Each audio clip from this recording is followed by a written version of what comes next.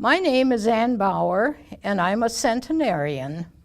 I've always enjoyed life. I've enjoyed the things I've done in life. I've had a happy marriage. I have 4 wonderful children that have taken their place, got their education, and I'm still enjoying life. We have a retiree organization now that meets once a month. And I'm also a part of a group that we organize ourselves. We meet once a week. We have a meal together, and then we play table games for about an hour. It's not late at night. We usually meet at 5:30 for our meal. And it's mainly, there's only one couple there, but mainly single people who have lost their spouses. And it's just a way to be together and keep up, with what's going on instead of just sitting at home by yourself all the time. So, and I have the group meet at my house.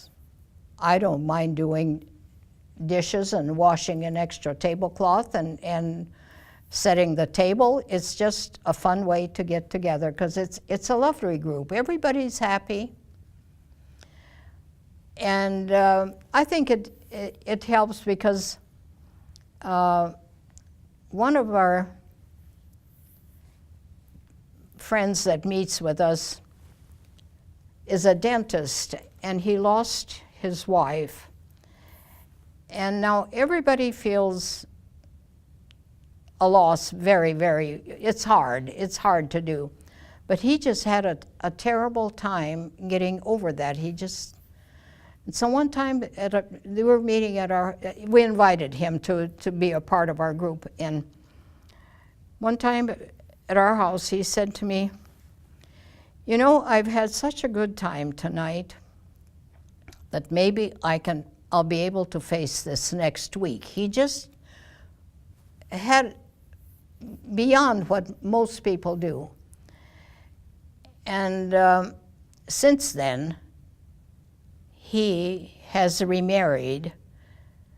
And when he told us that he was going to be getting married, we said, "Oh, well, then we're going to lose you." "Oh, no," he said. "She's coming too because I've already told her about this group. We need to come to this." But see, her first husband had been a dentist also, and they knew each other from going to dental meetings together. But they always come, and they're such a good addition to our Tuesday night group. And we keep it small, not beyond 9 or 10, so that you can handle it in a home.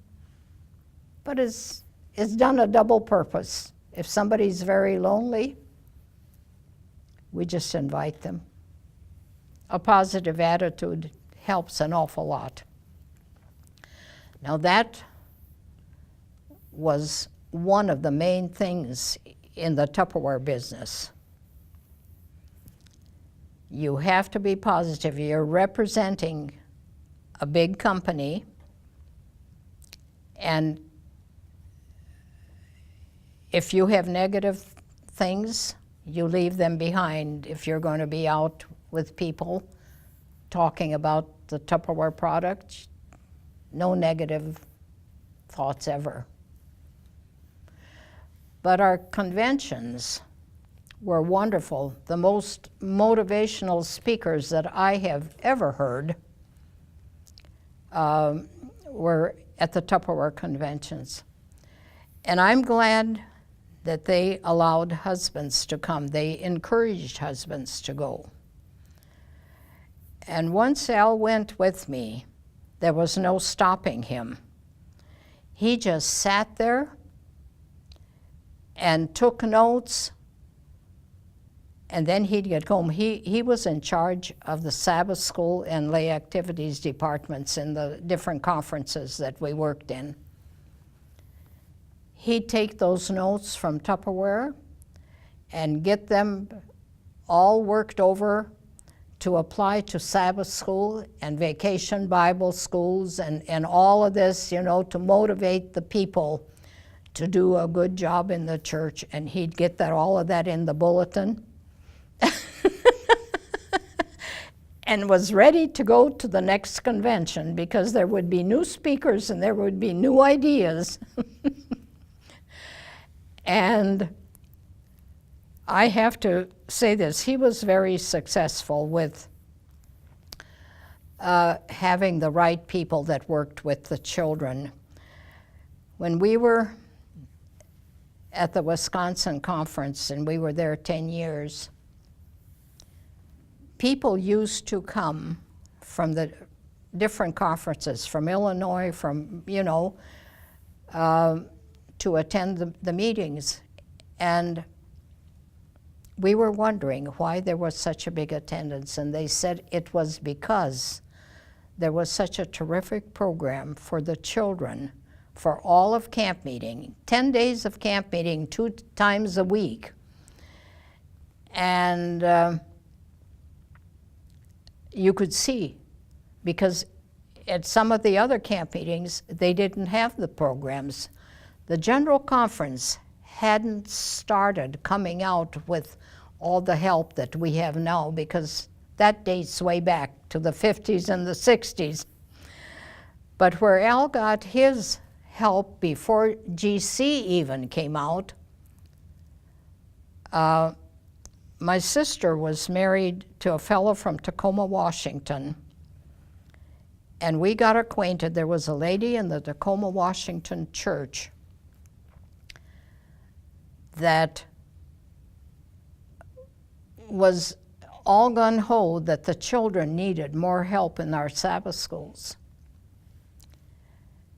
And there was a group of ladies in Southern California that had gotten together and figured out finger plays with pictures and motions and stuff that they could use. We have all of that now because the GC helps, but it hasn't always been that way. She found out that these ladies did this. She went and got permission to copy all of their material, and they were more than happy to share. And came home and did it in her own church, and we found out about it. We had her come up to British Columbia. Sabbath afternoon, anybody that wanted to come, and especially the leaders and teachers for the children's divisions, come Sabbath afternoon. She showed us and sang all those little songs and did all those finger plays and put on a personal demonstration. And if you're interested in getting all these materials, come tomorrow. And Al would have a place in a school usually with the supplies that they could make those things. Come at 10 o'clock and stay until you have everything made that you want to make and take home to your Sabbath school. This is how we got started in BC and then in Wisconsin. So, but then the GC came out with all kinds of materials now, so there's plenty of help for the children. We kind of pioneered it, I'm afraid. But that was fun, because the enthusiasm was so great. These ladies just wanted to help their children in their churches. And I mentioned that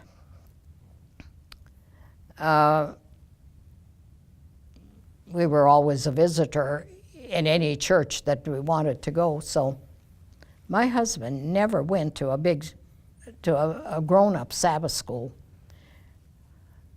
He'd go down to where the children's divisions were and see which leader needed help and which one was doing a great job.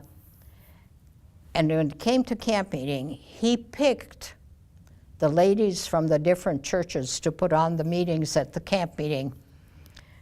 And he'd always have the one that did the most, you know, and we decided that was why they were coming from Illinois and from other places, because they liked what the leaders were doing at the Wisconsin camp meeting.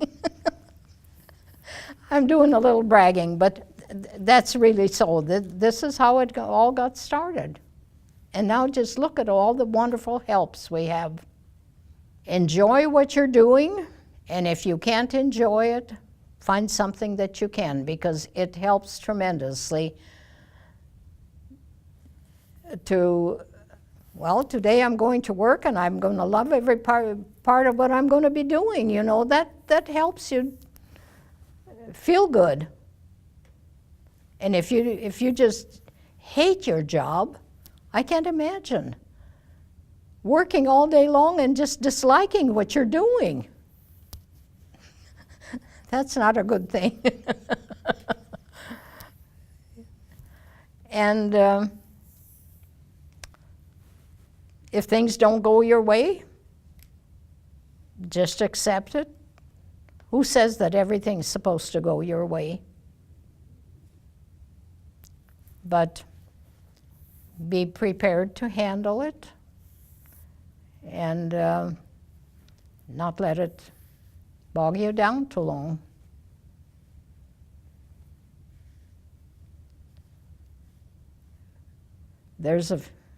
Life can be a few minuses.